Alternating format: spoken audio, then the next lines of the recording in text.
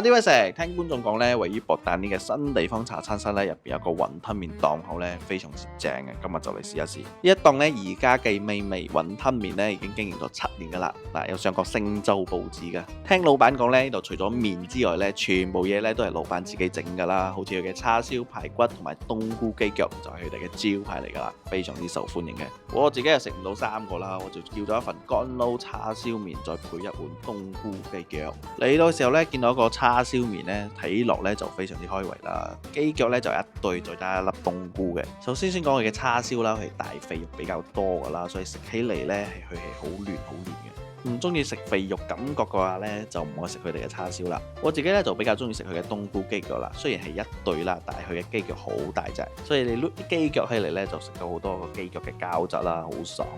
加上佢醬汁咧有濃郁嘅藥材當歸味啦，係唔錯下嘅。咁我一份叉燒麵咧就9溝半嘅，一對雞腳咧就5蚊嘅。我食嗰個我哋下次見。